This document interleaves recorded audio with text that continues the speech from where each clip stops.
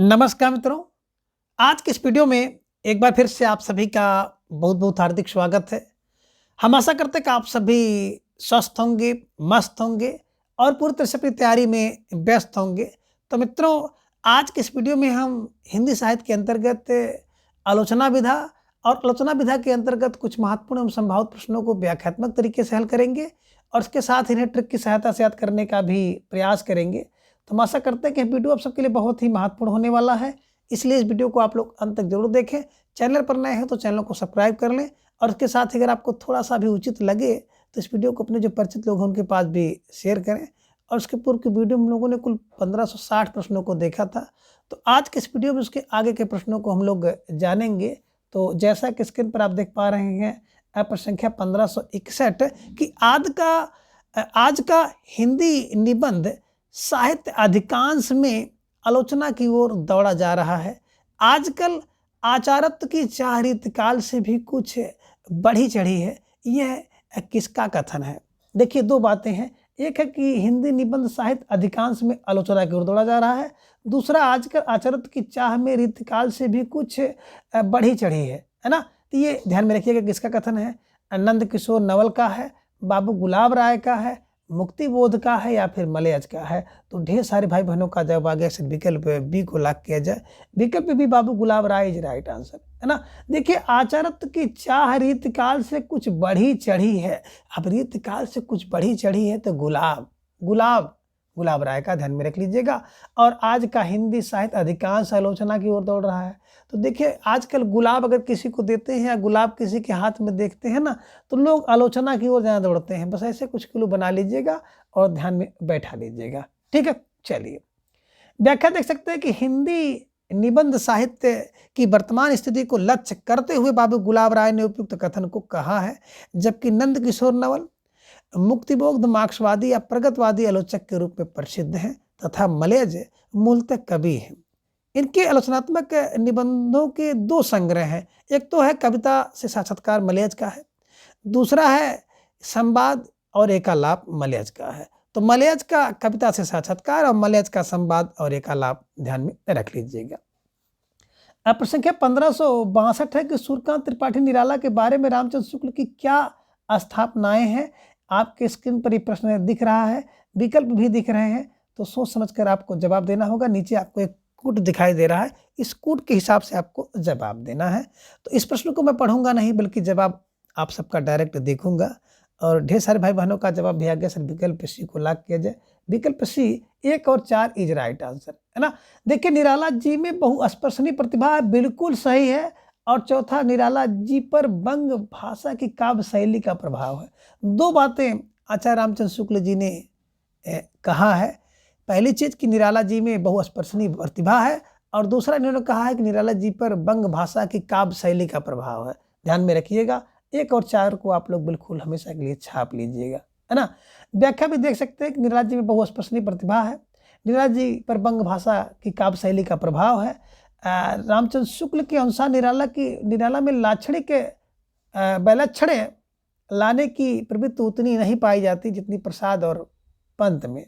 साथ ही उनका कहना है कि जिस प्रकार निराला को छंद के बंधन आरुचिकर हैं, उसी प्रकार सामाजिक बंधन भी ध्यान में रख लीजिएगा। प्रश्न संख्या 1563 है कि प्रकाशन वर्ष के अनुसार निम्नलिखित रचनाओं का सही अनुक्रम कौन सा होगा। जवाब आपको देना है। प्यारा सा प्रश्न आपके स्क्रीन पर है और नीचे आपको एक कूट भी दिखाई दे रहा है, तो इस कूट के हिसाब से आप इसका जवाब दीजिए। प्रश्न संख्या 1563 आपकी स्क्रीन पर है और धीरे धीरे ढेर सारे भाई बहनों का जवाब भी आ गया सर, विकल्प सी को लॉक किया जाए। विकल्प सी है 3, 1, 4, 2 इज राइट आंसर। बात करें 3 में, तो 3 में है प्रेमचंद और उनका युग, इनका युग 52, है ना। भारत की भाषा समस्या 78 ठे है, ध्यान में रखिएगा। और भारतीय युग और हिंदी भाषा की परंपरा 85, ध्यान में रख लीजिएगा। और अगला है मार्क्सवाद और पिछड़े हुए समाज 1986।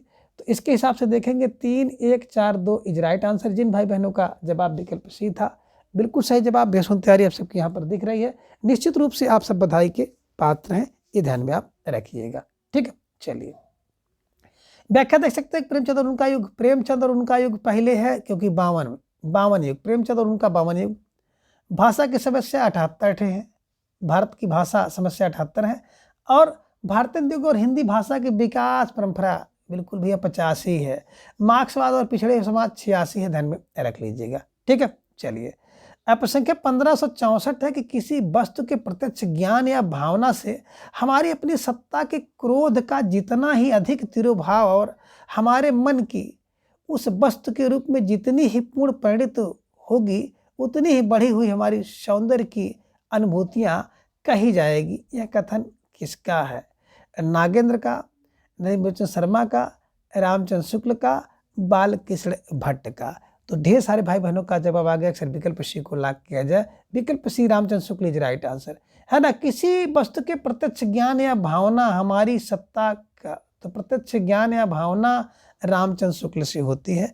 तो रामचंद्र शुक्ल को ध्यान में रखिएगा और इन्हें स्टार लगाकर अपने बिल्कुल नोटबुक में दर्ज कर लीजिएगा, विकल्प सी को। ठीक है, चलिए आप देख रहे हैं कि किसी वस्तु के प्रत्यक्ष ज्ञान या भावना से हमारी अपनी सत्ता के क्रोध का जितना ही अधिक तिरोभाव और हमारे मन की उस वस्तु के रूप में जितनी ही पूर्ण परिणति उतनी ही बढ़ी हुई हमारी सौंदर्य की अनुभूति कही जाएगी। यह कथन आचार्य रामचंद्र शुक्ल का है। आज शुक्ल हिंदी शुक्ल जी प्रसिद्ध साहित्यकार हैं और इनकी प्रसिद्ध रचना हिंदी साहित्य का इतिहास 1929 में लिखा गया है। अब संख्या 1565 है कि प्रकाशन वर्ष के अनुसार निम्नलिखित रचनाओं का सही अनुक्रम क्या होगा? जवाब दीजिए। प्रसंख्या 1565 आपके स्क्रीन पर है। 4 विकल्प आपको नीचे दिखाई दे रहे हैं, कोड के रूप में आपको जवाब देना है। तो ढेर सारे भाई बहनों का जवाब भी आ गया कि सर विकल्प डी को लॉक किया जाए। विकल्प डी इज राइट आंसर, है ना। 4 3 2 1 इज राइट आंसर। 4 की बात करते हैं, सबसे पहले हिंदी साहित्य की भूमिका 1940 में, ये ध्यान में आप रख लीजिएगा। 3 में देख रहे हैं कबीर, कबीर की बात करते ही आपके दिमाग में आ जाएगा, कबीर तो 41 के हैं। हिंदी साहित्य का आदिकाल की बात करते हैं तो 52 में है, 1952, और मध्यकालीन बोध का स्वरूप 1970 में है। तो इसके हिसाब से देखेंगे तो विकल्प डी 4 3 2 1 इज राइट आंसर, ध्यान में रख लीजिएगा। व्याख्या इसकी देख सकते हैं, हिंदी साहित्य की भूमिका 40,000 है, हजारी प्रसाद द्विवेदी की है। कबीर 41 की है, 1941 में है। हिंदी साहित्य का आदिकाल 52 का है तो 1952 में है। मध्यकालीन बोध का स्वरूप 70 है, 70 फॉर्म 70 को ध्यान में रखिएगा। अब प्रसंख्या 1566 है कि प्रभाववादी आलोचना के संबंध में सही तथ्य कौन सा है? जवाब आपको देना है। 4 विकल्प आपके सामने है और ढेर सारे भाई बहनों का जवाब भी आ गया कि सर विकल्प के नीचे की कूट भी आपको दिखाई दे रहा है, इस कूट के हिसाब से आपको जवाब देना है। प्यारा सा प्रश्न है, तो ढेर सारे भाई बहनों का जवाब भी आ गया कि सर विकल्प डी को लॉक किया जाए। 2 और 4 इज राइट आंसर, है ना। 2 में क्या है कि पूर्ण शर्मा की आलोचना पद्धति प्रभाववादी आलोचना है, और चौथा है कि सहृदय आलोचक काव्य कृति को पढ़कर प्रभाव ग्रहण करता है। तो 2 और 4 विकल्प डी इज राइट आंसर, ध्यान में रख लीजिएगा। ठीक है, पद्मश्री शर्मा की आलोचना पद्धति प्रभाववादी आलोचना है तथा सहृदय आलोचक काव्य कृति को पढ़कर प्रभाव ग्रहण करता है। यह तथ्य प्रभाववादी आलोचना के संबंध में सही है। प्रभाववादी या आत्म प्रधान आलोचना के प्रमुख तथ्य निम्न है, ये ध्यान में रखिएगा। पहला क्या है कि भावुकता का महत्व, दूसरा है कि विषय वस्तु की अपेक्षा भाव की प्रधानता है, और तीसरा है प्रभाववादी समीक्षक एक प्रकार की साहित्यिक सत्य असत्य विवेक बुद्धि में विश्वास रख अपनी रुचि को अंतिम प्रमाण मानते हैं। और अगला है कि पद्म सिंह शर्मा तथा शांति प्रिय द्विवेदी हिंदी के प्रमुख प्रभाववादी समीक्षक है। तो प्रभाववादी समीक्षक एक तो पद्म सिंह शर्मा है और शांति प्रिय द्विवेदी है। ठीक है, अगर कोई व्यक्ति पद वाला है तो उसकी बात प्रभावपूर्ण मानी जाती है, और शांति से कोई व्यक्ति अगर कहा जाए तो प्रभाववादी होता है, तो प्रभाववादी समीक्षक का ध्यान में रख लीजिएगा। प्रसंख्या 1567 है कि निम्नलिखित में से किसे भारतेंदुकालीन आलोचक नहीं कहा जा सकता है? अंबिका व्यास को, बालकृष्ण भट्ट को, श्याम सुंदर दास को, या फिर श्रीनिवास दास को? तो ढेर सारे भाई बहनों का जवाब आ गया सर विकल्प सी को लॉक किया जाए। विकल्प सी श्याम सुंदर दास इज राइट आंसर, है ना। श्याम सुंदर दास को भारतेंदुकालीन आलोचक नहीं कहा जा सकता है क्योंकि ये द्विवेदी युग के अंतर्गत आते हैं, इन्हें भारतेंदुकालीन आलोचक नहीं कहा जा सकता। हिंदी में आलोचना का सूत्रपात श्याम सुंदर दास ने किया है। साहित्य आलोचना 1922 में, भाषा विज्ञान 1923 में, और हिंदी भाषा का विकास 1924 में इनकी महत्वपूर्ण आलोचनात्मक रचनाएं हैं, है ना। मैंने आपको बताया था कि साहित्य आलोचन सुंदर होता है, भाषा विज्ञान सुंदर होता है, और हिंदी भाषा का विकास भी सुंदर होता है। तो सुंदर का मतलब श्याम सुंदर दास जी से है, ध्यान में रखिएगा। अब प्रश्न संख्या 1568 है कि किस रचनाकार की भाषा परिमार्जित खड़ी बोली है जिसमें भाषा के दो रूप प्रांजल व्यवहारिक भाषा तथा संस्कृतनिष्ठ शास्त्रीय का प्रयोग दिखाई देता है। श्याम सुंदर दास, श्रीधर पाठक, माखनलाल चतुर्वेदी या हजारी प्रसाद द्विवेदी। तो धीरे धीरे ढेर सारे भाई बहनों का जवाब आ गया कि सर विकल्प डी को लॉक किया जाए। विकल्प D Hazari Prasad Dwivedi is right answer, है ना। किसकी भाषा परिमार्जित खड़ी बोली है जिसमें दो रूप प्रांजल व्यवहारिक भाषा संस्कृत में शास्त्रीय है? तो हजार है। हजार पर हजारी प्रसाद द्विवेदी को ध्यान में रख लीजिएगा, ठीक है। चलिए, हजारी प्रसाद द्विवेदी की भाषा परिमार्जित खड़ी बोली है जिसमें भाषा के दो रूप प्रांजल व्यवहारिक भाषा तथा संस्कृत में शास्त्रीय भाषा का प्रयोग दिखाई देता है, ध्यान में रखिएगा। और प्रश्न संख्या 1569 है कि मुक्त बोध की प्रतिबंधित पुस्तक का क्या नाम है? नई कविता का आत्मसंघर्ष तथा निबंध, नए साहित्य का सौंदर्य बोध, सतह से उठता आदमी या भारत इतिहास और संस्कृत। तो ढेर सारे भाई बहनों का जवाब आ गया सर विकल्प डी को लॉक किया जाए। विकल्प डी भारत इतिहास और संस्कृत इज राइट आंसर, है ना। बिल्कुल सही जवाब बेहद तैयारी आप सबके यहाँ पर दिख रही है। निश्चित रूप से बधाई के पात्र हैं कि मुक्त बोध की प्रतिबंधित पुस्तक भारत इतिहास और संस्कृत है। ये ध्यान में आप रखिएगा और इन्हें ऐसे ही दिमाग में बैठा लीजिएगा, ठीक है। चलिए, तो मुक्त बोध की प्रतिबंधित पुस्तक है भारत इतिहास और संस्कृत, ध्यान में रख लीजिएगा। और इनकी अन्य कृतियाँ हैं कि नए साहित्य का सौंदर्य शास्त्र, कामायनी एक पुराण विचार, नई कविता का आत्मसंघर्ष और एक साहित्यिक की डायरी जो कि आलोचनात्मक कृति है, ध्यान में रख लीजिएगा, ठीक है। चलिए, अब प्रश्न संख्या 1570 है कि आचार्य रामचंद्र शुक्ल और हिंदी आलोचना किसने लिखा है? आचार्य रामचंद्र शुक्ल और हिंदी आलोचना किसने लिखा है? रामविलास शर्मा ने, नरेश मेहता ने, राहुल शंकरतायन ने या फिर आगे ने। तो 1570 का जवाब आ गया सर विकल्प ए को लॉक किया जाए। विकल्प A Ramvilas Sharma is right answer, इसे ध्यान में रख लीजिएगा, ठीक है। चलिए, तो विकल्प ए रामविलास शर्मा है। आचार्य रामचंद्र शुक्ल और हिंदी आलोचना किसने लिखा? रामविलास शर्मा ने, ध्यान में रख लीजिएगा। तो आचार्य रामचंद्र शुक्ल और हिंदी आलोचना रामविलास शर्मा की रचनात्मक कृति है। इनके कुछ अन्य रचनात्मक ग्रंथ है प्रेमचंद 1941 में, प्रगतिशील साहित्य की समस्याएं 1954 में, निराला की साहित्य साधना जीवनी 1969 में, निराला की साहित्य साधना दूसरा भाग 1972 में, निराला की साहित्य साधना भाग 3 1976 में। ध्यान में रखिएगा, 3 भाग है, 69, 72, 76, 69, 72, 76, ध्यान में रखिएगा। और महावीर प्रसाद द्विवेदी और हिंदी नवजागरण 1977 में, ये भी आप ध्यान में रख लीजिएगा, ठीक है।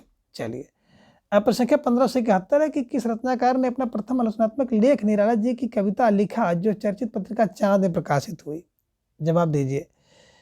कह रहे हैं कि विकल्प ए में कह रहे हैं कि रामविलास शर्मा, विकल्प बी श्याम सुंदर दास, किशड़ा सोबती या श्रीनिवास दत्त है। तो ढेर सारे भाई बहनों का जवाब आ गया सर विकल्प ए को लॉक किया जाए। विकल्प A doctor Ramvilas Sharma is right answer, है ना। कैसे है निराला की कविता? अब निराला की कविता जो चांद में छपी, तो निराला की कविता में लोग विलास करते हैं, निराला की कविता में लोग विलास करते हैं, विलास पर रामविलास शर्मा को ध्यान में रख लीजिएगा, ठीक है। चलिए, डॉक्टर रामविलास शर्मा ने अपना प्रथम आलोचनात्मक लेख निराला जी की कविता लिखा जो चर्चित पत्रिका चांद में प्रकाशित हुआ। रामविलास शर्मा की प्रमुख आलोचनात्मक कृतियां हैं प्रेमचंद 1941 में, भारतन युग 1943 में, निराला 1949 में, प्रगति और परंपरा 1949 में, साहित्य और संस्कृत 1949 में, प्रेमचंद और उनका युग 1952 में, प्रगतिशील साहित्य की समस्याएं 1954 में, निराला की साहित्य साधना 3 भाग 69, 72, 76, नई कविता और अस्तित्ववाद 1978 में, भारतीय सौंदर्य बोध और तुलसीदास 2001 में आदि महत्वपूर्ण है। डॉक्टर रामविलास शर्मा की आलोचना को ध्वंसात्मक आलोचना कहा जाता है। देखिए, जो विलासी व्यक्ति होता है उसकी आलोचना ध्वंसात्मक होती है। रामविलास शर्मा एक मार्क्सवादी आलोचक हैं। आचार्य रामचंद्र शुक्ल के बाद डॉक्टर रामविलास शर्मा एक ऐसे आलोचक के रूप में स्थापित होते हैं जो भाषा, साहित्य और समाज को एक साथ रखकर मूल्यांकन करते हैं, ध्यान में रखिएगा, ठीक है। चलिए, अब प्रश्न संख्या 1572 है कि भारतीय साहित्य के इतिहास की समस्याएं रचना किसने लिखा? हजारी प्रसाद द्विवेदी, नंदुलारे वाजपेयी, राम कुमार वर्मा या रामविलास शर्मा। तो भारतीय साहित्य के इतिहास की समस्याएं, है ना, जवाब आपको देना है। ढेर सारे भाई बहनों का जवाब आ गया सर विकल्प डी को लॉक किया जाए। विकल्प D Ramvilas Sharma is right answer, है ना। भारतीय साहित्य के इतिहास की समस्या में लोग विलास करते हैं। समस्याएं होती हैं, जब लोग विलास करेंगे ना तो भारतीय साहित्य के इतिहास की समस्याएं होंगे। विलास फार रामविलास शर्मा को ध्यान में रख लीजिएगा। भारतीय साहित्य के इतिहास की समस्याएं 1986 ईस्वी में डॉक्टर रामविलास शर्मा की रचनात्मक कृतियां हैं। रामविलास शर्मा प्रमुख मार्क्सवादी आलोचक हैं। इनकी आलोचना को ध्वंसात्मक आलोचना कहा गया है। इनकी रचना है प्रगति और परंपरा में लोग विलास करते हैं। प्रगतिशील साहित्य की समस्या में लोग विलास करते हैं। आस्था और सौंदर्य में लोग विलास करते हैं। परंपरा का मूल्यांकन में लोग विलास करते हैं, ध्यान में रखिएगा। अब प्रश्न संख्या 1573 है कि ज्ञान राशि के संचित कोश का नाम साहित्य है। कथन किसका है? भारतेंद्र चंद्र का, आचार्य शुक्ल का, बालकृष्ण भट्ट का, महावीर प्रसाद द्विवेदी का। तो प्रश्न संख्या 1573 का जवाब भी धीरे धीरे आ गया कि सर विकल्प डी को लॉक किया जाए। विकल्प D Mahavir Prasad Dwivedi is right answer, ध्यान में रख लीजिएगा और इन्हें ऐसे ही दिमाग में छाप लीजिएगा। Mahavir Prasad Dwivedi is right answer, ठीक है। चलिए, ज्ञान राशि के संचित कोश का नाम साहित्य है, महावीर प्रसाद द्विवेदी। संचित जो ज्ञान होता है महा होता है।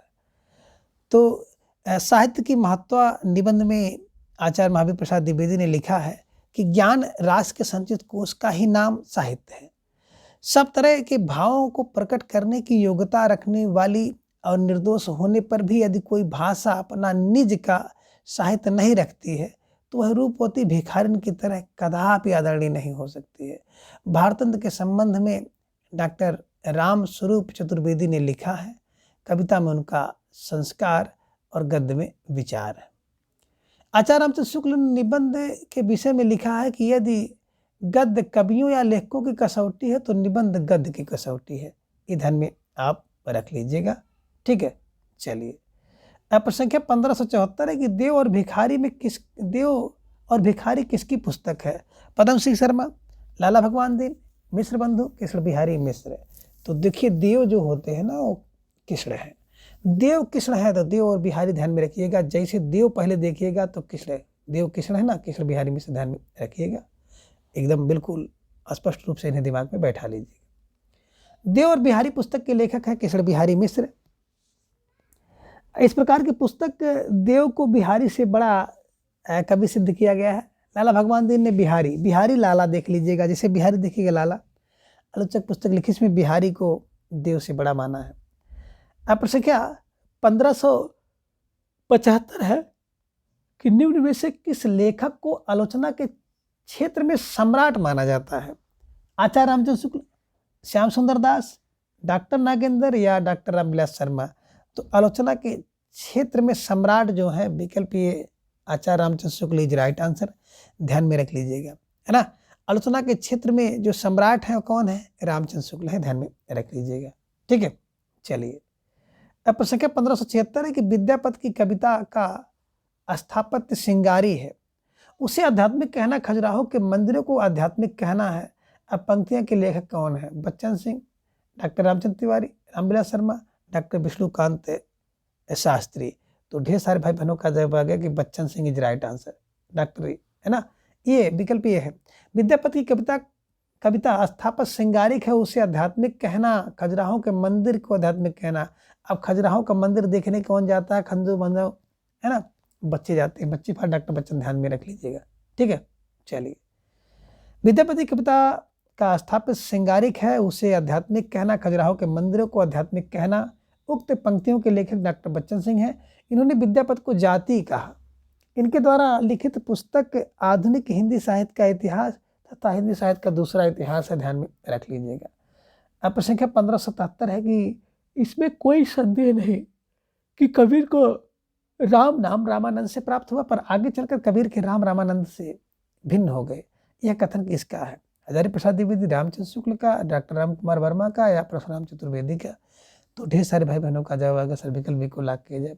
विकल्प B Acharya Ramchandra Shukla is right answer. Ram नाम रामानंद से मिला, है ना, रामचंद्र शुक्ल ने कहा। राम नाम रामानंद से मिला, रामचंद्र शुक्ल ने कहा, ध्यान में रख लीजिएगा। इसमें कोई संदेह नहीं है कि कबीर को राम नाम रामानंद से प्राप्त हुआ, पर आगे चलकर रामानंद के राम से भिन्न हो गए। रामानंद के कबीर के राम रामानंद के राम से भिन्न हो गए, यह कथन आचार्य रामचंद्र शुक्ल का है। शुक्ल ने कबीरदास को भाषा का सुधुक्कड़ी कबीरदास की भाषा को सुधुक्कड़ी भाषा कहा, जबकि हजारी प्रसाद द्विवेदी ने कबीर की भाषा को बाड़ी का डिक्टेटर कहा। छायावाद पुस्तक के लेखक, अब छायावाद एक नाम है तो इसलिए नामवर सिंह होंगे, ध्यान में रख लीजिएगा। रमेश चंद्र साठ, डॉक्टर देवराज और नंद दुलारे नहीं है ना। तो छायावाद नाम है, नाम से नामवर सिंह को ध्यान में रख लीजिएगा। अब प्रश्न संख्या 1579 है कि नई समीक्षा का के केंद्र में कौन है।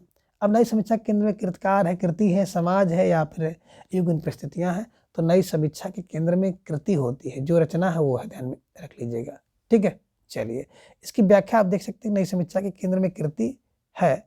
नई समीक्षा आधुनिक भावबोध से संपृक्त होती है।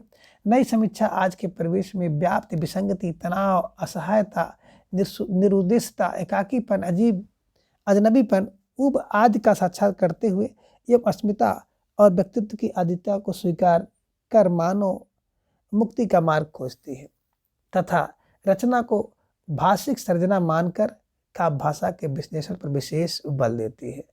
अब प्रश्न संख्या 1580 है, मनुष्य ही साहित्य का लक्ष्य है, यह किस आलोचक की स्थापना है। तो मनुष्य ही साहित्य का लक्ष्य है, किसका है? आचार्य रामचंद्र शुक्ल का, हजारी प्रसाद द्विवेदी का, डॉक्टर रामविलास शर्मा का या डॉक्टर नामवर सिंह का है। तो मनुष्य ही साहित्य का लक्ष्य है। क्या लक्ष्य है? मनुष्य के साहित्य का लक्ष्य हजार होता है। हजार पर हजारी प्रसाद द्विवेदी को ध्यान में रखिएगा। मनुष्य ही साहित्य का लक्ष्य है, मनुष्य के साहित्य का लक्ष्य हजार होता है। हजार पर हजारी प्रसाद द्विवेदी को ध्यान में रखिएगा और विकल्प बी को आप लोग लॉक कर लीजिएगा, है ना। मनुष्य ही साहित्य का लक्ष्य है, हजारी प्रसाद द्विवेदी का है। हमें अपनी दृष्टि से दूसरे देशों के साहित्य को देखना होगा, दूसरे देशों के दृष्टि से अपने साहित्य को नहीं, शुक्ल जी का कथन है। चरम व्यक्तिवाद ही प्रयोगवाद का केंद्र बिंदु है, नामवर सिंह का है। और भक्ति आंदोलन एक जाति और जनवादी में लोग विलास करते हैं, रामविलास शर्मा का है। ठीक है, चलिए अब प्रश्न संख्या 1581 है कि निम्नलिखित में से किस विद्वान ने कहा है कि मनोवैज्ञानिक तथ्य के अनुसार हार की मनोवृत्ति में दो बातें संभव है, या तो अपनी आध्यात्मिक श्रेष्ठता दिखाना या भोग विलास में पढ़कर हरि को भूल जाना। अब भक्ति काल में लोगों को प्रथम प्रकार की प्रवृत्ति पाई गई है। आचार्य रामचंद्र शुक्ल का, हजारी प्रसाद द्विवेदी का, बाबू गुलाब राय का, डॉक्टर राम कुमार वर्मा का। तो धीरे धीरे अब ढेर सारे भाई बहनों का जवाब भी आने लगा कि सर विकल्प सी को लॉक किया जाए। विकल्प सी बाबू Gulab Rai is right answer, है ना। देखिए मनोवैज्ञानिक तथ्य के अनुसार हार की मनोवृत्ति में दो बातें संभव है, गुलाब राय। ठीक है, चलिए ये ध्यान में रख लीजिएगा। अब प्रश्न संख्या 1582 है कि साहित्य मनुष्य के अंतर का उच्छलित आनंद है, जो उसके अंदर में अटाए नहीं हट सकता। साहित्य का मूल यही आनंद का अतिरेक है। उच्छलित आनंद के अतिरेक से उद्भूत सृष्टि ही सच्चा साहित्य है। इस साहित्य संबंधी अवधारणा किसकी है? रामचंद्र शुक्ल की, आचार्य नंद दुलारे वाजपेयी की, डॉक्टर नागेंद्र की, हजारी प्रसाद द्विवेदी की। तो ढेर सारे भाई बहनों का जवाब भी आ गया कि साहित्य मनुष्य के अंतर का उच्छलित आनंद है, जो उसके अंतर में अटाए नहीं हटता है। अटाए नहीं हटेगा तो हजार बार है, हजार बार अटाया नहीं हटता है, ध्यान में रख लीजिएगा, हजारी प्रसाद द्विवेदी का। ठीक है, आगे प्रश्न संख्या 1583 एक अंतःकरण की वृत्ति के चित्र का नाम कविता है, कहकर कविता की परिभाषा देने वाले आचार्य कौन है? रामचंद्र शुक्ल, महावीर प्रसाद द्विवेदी, बाबू गुलाब राय और बाबू श्याम सुंदर दास। तो देखिए अंतःचरण की वृत्ति में चित्र कौन रखते हैं? बोले सर महावीर रखते हैं। चित्र कौन रखता है? महावीर रखते हैं। महावीर फार महावीर प्रसाद द्विवेदी को ध्यान में रखिएगा और विकल्प बी को आप लोग हमेशा के लिए छाप लीजिएगा। तो जिन भाई बहनों ने विकल्प बी का चुनाव किया था बिल्कुल सही जवाब है। तैयारी आप सबके यहाँ पर दिख रही है, निश्चित रूप से आप सब बधाई के पात्र हैं। अंतःकरण की वृत्ति के चित्र का नाम कविता है।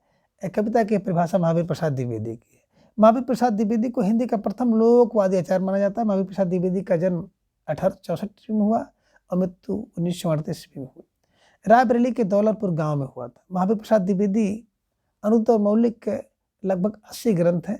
इनकी प्रमुख कृतियां हैं काव्य मंजूषा, सुमन, कान्यकुब्ज जबला विलास, देवी स्तुति शतक, सरगुण नरक ठिकाना नाई। महावीर प्रसाद द्विवेदी ने लिखा है कि कविता का विषय मनोरंजन एवं उपदेश जनक होना चाहिए। यमुना किनारे केल कौतूहल का अद्भुत वर्णन हो वर्णन बहुत हो चुका। ना परकियों पर प्रतिबंध लिखने की अब कोई आवश्यकता है, ना स्वकीयों के गतागत की पहेली बुझाने की। चींटी से लेकर हाथी पर्यंत, भिक्षुक से लेकर राजा पर्यंत मनुष्य, बिंदु से लेकर समुद्र पर्यंत जल, अनंत आकाश, अनंत पृथ्वी, अनंत पर्वत, सभी पर कविता हो सकती है। अब सब पर कविता सब पर ही होगी तो कौन महान होगा, व्यक्ति महान होगा, महावीर। आचार्य महाप्रसाद द्विवेदी ने साहित्य को ज्ञान राज का संचित कोष माना है। आधुनिक युग में हिंदी आचार्यों और कवियों ने निम्नलिखित लक्षण लिखे हैं। जिस प्रकार आत्मा की मुक्ति अवस्था ज्ञान दशा कहलाती है, उसी प्रकार हृदय की यह मुक्ति अवस्था रस दशा कहलाती है। हृदय की मुक्ति की साधना के लिए मनुष्य की वाणी जो शब्द विधान करती आई है उसे कविता कहते हैं। अब देखिए, मुक्त अवस्था ज्ञान दशा रामचंद्र शुक्ल का। हमारे प्रपूर्ण क्षणों की वाणी पंथ, प्रपूर्ण क्षणों में वाणी पंथ, पंथ फर्श पंथ को ध्यान में रखिएगा। और काव्य संसार के प्रति कवि भाव प्रधान है ना, ये भी आपको ध्यान में रखना है कि काव्य संसार के प्रति कवि की भाव प्रधान किंतु व्यक्तिगत संबंधों से मुक्ति मानसिक प्रतिक्रियाएं, कल्पना के सांचे में ढली हुई श्रेय की प्रेम रूपा प्रबोधपादक अभिव्यक्ति है, बाबू गुलाब राय का। ठीक है, चलिए अब प्रश्न संख्या 1584 है कि प्यारा सा प्रश्न है कि आचार्य हजारी प्रसाद द्विवेदी के निबंधों की भाषा किस प्रकार की है? सरल, लाक्षणिक हिंदी, अलंकारिक या संस्कृतनिष्ठ? तो ढेर सारे भाई बहनों का जवाब आ गया कि हजारी प्रसाद द्विवेदी की जो भाषा है वो संस्कृतनिष्ठ है, ध्यान में रख लीजिएगा। व्याख्या देख सकते हैं, आचार्य हजारी प्रसाद द्विवेदी के निबंधों की भाषा संस्कृतनिष्ठ है, हिंदी है। उन्होंने भाव और विषय के अनुसार भाषा का प्रयोग किया है।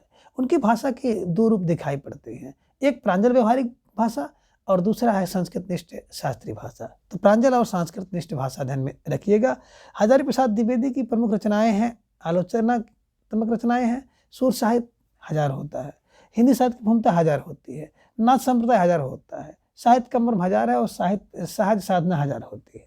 निबंध में अशोक के फूल 48000 होते हैं, विचार वितर्क 57000 होते हैं, कल्पलता 51000 होती है, कुटिल 64000 होते हैं, आलोक पर 72000 होते हैं, विषदंत 1000 होते हैं, साहित्य चर्चा 1000 होते हैं, नखुन के बढ़ते हैं 1000 बार। उपन्यास बाणभट्ट की आत्मकथा 46000, चार चंद्रलेख 63000, पुनर्नवा 73000, अनामदास का पोथा 76000।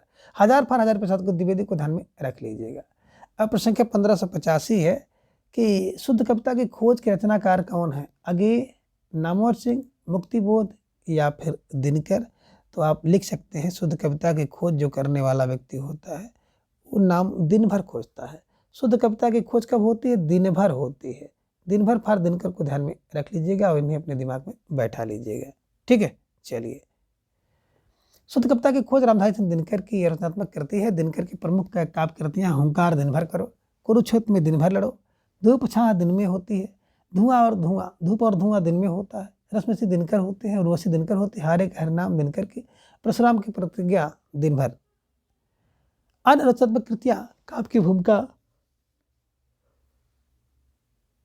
पंत प्रसाद और मैथिली शरण गुप्त, ध्यान में रख लीजिएगा। अब प्रश्न संख्या 1586 है कि हिंदी में स्त्री विमर्श की अवधारणा को चर्चा में लाने का श्रेय किस कथाकार को दिया जाता है? कमलेश्वर को, भीष्म साहनी को, राजेंद्र यादव को, काशीनाथ सिंह को? तो ढेर सारे भाई बहनों का जवाब भी आ गया, सर विकल्प सी को लाख किया जाए। विकल्प C Rajendra Yadav is right answer. Hindi में स्त्री विमर्श की अवधारणा को चर्चा में लाने वाले राजेंद्र यादव हैं, ध्यान में रख लीजिएगा। तो हिंदी में स्त्री विमर्श अवधारणा की चर्चा में लाने का जो श्रेय है कथाकार राजेंद्र यादव को दिया जाता है। राजेंद्र यादव द्वारा रचित स्त्री विमर्श आलोचनात्मक ग्रंथ आदमी की निगाह में औरत, औरत उत्तर कथा, अतीत होती सदी में और स्त्री का भविष्य, ध्यान में रखिएगा। अब प्रश्न संख्या 1587 है कि लाला श्रीनिवास दास के संयुक्ता स्वयंवर की सच्ची समालोचना किसने की है? रामचंद्र शुक्ल, भारतेंद्र हरिश्चंद्र, बद्रीनाथ चौधरी, बालकृष्ण भट्ट? तो बालकृष्ण भट्ट। देखिए, किसी का स्वयंवर हो, किसी का विवाह हो, उसकी आलोचना करने वाले सच्ची आलोचना कौन कर सकता है? बालक करता भट्ट से, है ना।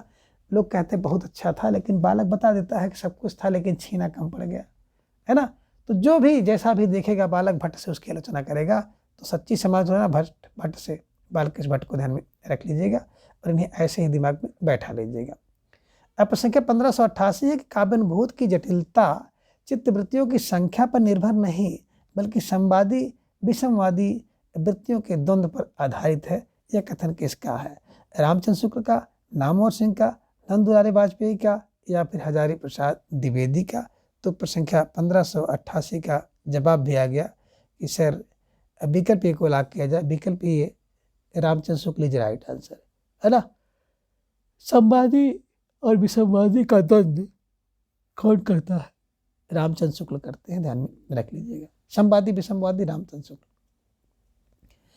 काव्यानुभूति की जटिलता चित्तवृत्तियों की संख्या पर निर्भर नहीं करती बल्कि संवादी और विसंवादी वृत्तियों के द्वंद्व पर, रामचंद्र शुक्ल। रसात्मक शब्दार्थ ही काव्य है और उसकी छंदोमय विशिष्ट विधा आधुनिक अर्थ में कविता है, डॉक्टर नागेंद्र का है। अब प्रश्न संख्या 1589 है कि हिंदी साहित्य में शुक्ल जी का वही महत्व है जो उपन्यासकार प्रेमचंद या कवि निराला का। यह कथन किसका है? डॉक्टर नंद दुलारे वाजपेयी का, डॉक्टर रामविलास शर्मा का, डॉक्टर नागेंद्र का, डॉक्टर दीनदयाल गुप्त का है। तो प्रश्न संख्या 1589 का जवाब आप सबको देना हो। ढेर सारे भाई बहनों का जवाब है सर विकल्प बी को लॉक किया जाए। विकल्प B Ramvilas Sharma is right answer, है ना। देखिए, प्रेमचंद या कवि निराला, हिंदी साहित्य में शुक्ल जी का वही महत्व है जो प्रेमचंद या कवि निराला का है ना, डॉक्टर रामविलास शर्मा। अब प्रश्न संख्या 1590 है कि हिंदी नाटक उद्भव और विकास के लेखक, हिंदी नाटक उद्भव विकास के लेखक डॉक्टर दशरथ ओझा, आचार्य हजारी प्रसाद द्विवेदी, राजेंद्र अवस्थी, इनमें से कोई नहीं। तो सब लोग जान रहे हैं नाटक उद्भव विकास दशरथ फार ध्यान में रखिएगा, डॉक्टर दशरथ ओझा को ध्यान में रख लीजिएगा, ठीक है। और 1590 के विकल्प एक को लॉक कर लीजिए। अब संख्या 1591 है कविता की तीसरी आंख, शेर जंग गर्ग, मृदुला गर्ग, प्रभाकर छेत्री या इनमें से कोई नहीं। तो देखिए, कविता की तीसरी आंख प्रभा करने के लिए होती है, प्रभाकर छेत्री ध्यान में रख लीजिएगा, ठीक है। कविता की तीसरी आंख के रचनाकार प्रभाकर छेत्री हैं। इनकी अन्य रचनात्मक कृतियां हैं कालयात्री है कविता, संवाद, रचना एक यातना है, अतीत के हंस, मधुसूदन गुप्त, जयशंकर प्रसाद की प्रासंगिकता, शमशेर बहादुर सिंह, मैं चलूं, कीर्ति सी, आगे आगे आदि। अनित उसके हिस्से की धूप, चितकोबरा आदि मृदुला गर्ग के प्रमुख उपन्यास हैं, ध्यान में रखिएगा। और प्रश्न संख्या 1592 है कि हिंदी आलोचना का इतिहास कौन से काल से माना जाता है? भक्ति काल से, आदिकाल से, वीर गाथा काल से या फिर आधुनिक काल से? तो प्रश्न संख्या 1592 का जवाब आ गया कि आधुनिक काल इज राइट आंसर। आलोचना का इतिहास आधुनिक काल से, ध्यान में रखिएगा। विकल्प डी को आप लोग लॉक कर लीजिएगा। हिंदी आलोचना का इतिहास आधुनिक काल से माना जाता है। हिंदी आलोचना की शुरुआत 19वीं सदी के उत्तरार्ध में भारतीय युग से ही मानी जाती है। भारतीय द्वारा रचित नाटक आधुनिक हिंदी साहित्य की प्रथम सैद्धांतिक रचना मानी जाती है। अब प्रश्न संख्या 1593 रस सिद्धांत निम्नलिखित में से किसकी रचना है? रामविलास शर्मा की, हजारी प्रसाद द्विवेदी की, रामचंद्र शुक्ल की या फिर नागेंद्र की? तो ढेर सारे भाई बहनों का जवाब आ गया सर विकल्प डी को लॉक किया जाए। विकल्प D doctor Nagendra is right answer, ठीक है। चलिए, रस सिद्धांत डॉक्टर का है। रस सिद्धांत आलोचना ग्रंथ के लेखक डॉक्टर नागेंद्र हैं। इनके अन्य आलोचनात्मक ग्रंथ हैं सुमित्र दर्पण, साकेतिक अध्ययन, ऋत काव्य की भूमिका, काव्य में उदात्त तत्व, चेतना के बिंब, भारतीय सौंदर्य शास्त्र की भूमिका, देव और उनकी कविता, राम की शक्ति पूजा, निराला की कालजयी कृति इत्यादि हैं, ध्यान में रखिएगा। अब प्रश्न संख्या 1594 है कि कबीर के बीजक पर रची गई त्रिज्या की टीका किसने लिखी? पूरन दास ने, जगजीवन दास ने, भगवान दास ने और पलटू दास ने? तो देखिए, कबीर की त्रिज्या पूर्व होती है, पूर्व फार पूरन दास को ध्यान में रख लीजिएगा, ठीक है। चलिए, अब प्रश्न संख्या 1595 निम्नलिखित में से किस ग्रंथ के लेखक रामविलास शर्मा नहीं है? भाषा और समाज, नई कविता अस्तित्ववाद, भारत में अंग्रेज राज और मार्क्सवाद, कविता के नए प्रतिमान। अब कविता के नए प्रतिमान नामवर सिंह का है। कविता एक नाम है, मैंने आपको बताया था। कविता देखिएगा तो नाम पर नामवर सिंह का है, इधर में रखिएगा। ये रामविलास शर्मा की रचना नहीं है। तो प्रश्न संख्या 1595 जिन भाई बहनों ने विकल्प डी का चुनाव किया था, बिल्कुल सही जवाब। बेहद सुंदर तैयारी आप सबके यहाँ पर दिख रही है। निश्चित रूप से आप सब बधाई के पात्र हैं। कविता के नए वर्तमान नामक ग्रंथ के लेखक डॉक्टर नामवर सिंह हैं, है ना। इनकी अन्य प्रमुख कृतियां हैं छायावाद, कहानी, नई कहानी, दूसरी परंपरा की खोज आदि है। अन्य तीनों ग्रंथ रामविलास शर्मा के हैं। प्रश्न संख्या 1596 है कि अंतःकरण की वृत्तियों के चित्र का नाम कविता है, किसने कहा? भारतेंद्र चंद्र, महावीर प्रसाद द्विवेदी, श्याम सुंदर दास, रामचंद्र शुक्ल। तो देखिए अंतःकरण में महावीर ने रखा था, अंतःकरण में महावीर, महावीर फॉर महावीर प्रसाद द्विवेदी को ध्यान में रख लीजिएगा। प्रश्न संख्या 1597 है कि आत्माराम के छदम नाम से आचार्य महावीर प्रसाद द्विवेदी की आलोचना किसने की? बाबू श्याम सुंदर दास, बाल मुकुंद गुप्त, झाबरमल शर्मा, पंडित जगन्नाथ प्रसाद चतुर्वेदी।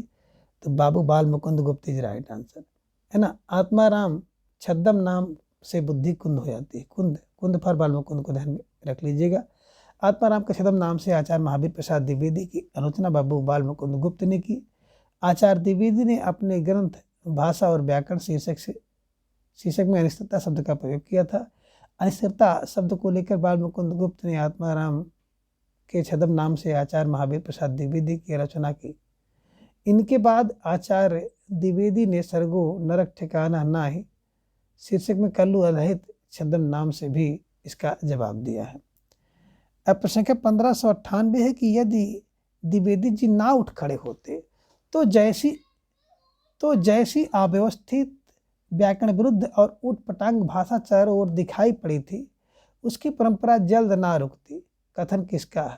रामचंद्र शुक्ल का, श्याम सुंदर दास का, हजारी प्रसाद द्विवेदी की, गणपति चंद्र गुप्त का है ना। यदि द्विवेदी जी उठ खड़े ना होते, यह कथन किसका है? जवाब आपको देना है। और ढेर सारे भाई बहनों का जवाब दिया गया कि सर विकल्प को लाग किया जाए, Ramchandra Shukla is right answer, है ना। द्विवेदी ना उठते तो शुक्ल उठते, ध्यान में रखिएगा, शुक्ल फा शुक्ल जी को ध्यान में रखिएगा कि यदि द्विवेदी जी ना उठ खड़े होते तो जैसी अव्यवस्थित व्याकरण विरुद्ध और पटांग भाषा चारों ओर दिखाई पड़ी थी, उसकी परंपरा जल्दी ना रुकती। आचार्य शुक्ल द्वारा यह कथन प्रस्तुत किया गया है। अब प्रश्न संख्या 1599 की रचना यदि जीवन के अर्थ का विस्तार करती है तो आलोचना रचना के अर्थ का। कथन किसका है? रामचंद्र शुक्ल का, हजारी प्रसाद द्विवेदी का, डॉक्टर रामस्वरूप चतुर्वेदी का, मैथ्यू अर्नाल्ड का। तो ढेर सारे भाई बहनों का जवाब भी आ गया कि सर विकल्प सी को लाग किया जाए। विकल्प C Ramswaroop Chaturvedi is right answer, Ram के स्वरूप का। देखिए यदि जीवन के अर्थ का विस्तार, रचना जीवन के अर्थ का विस्तार करेगी तो राम के स्वरूप जैसी होगी, ध्यान में रखिएगा। और रामस्वरूप चतुर्वेदी को ध्यान में रख लीजिएगा कि रचना यदि मानव के स्वरूप का विस्तार करती है तो राम का स्वरूप होगी। रचना यदि जीवन के अर्थ का विस्तार करती है तो आलोचना रचना के अर्थ का है। यह कथन रामस्वरूप चतुर्वेदी जी का है। आचार्य शुक्ल ने लिखा है कि समालोचना का सूत्रपात हिंदी में एक प्रकार से भट्ट जी और चौधरी साहब ने किया है। हजारी प्रसाद द्विवेदी ऐतिहासिक सांस्कृतिक चेतना संपन्न मानवतावादी आलोचक है। और प्रश्न संख्या 1600 की नई समीक्षा नए संदर्भ किसकी रचनात्मक कृति है? नंद किशोराचार्य, रमेश कुंतल मेघ, डॉक्टर नागेंद्र और डॉक्टर रामविलास शर्मा है।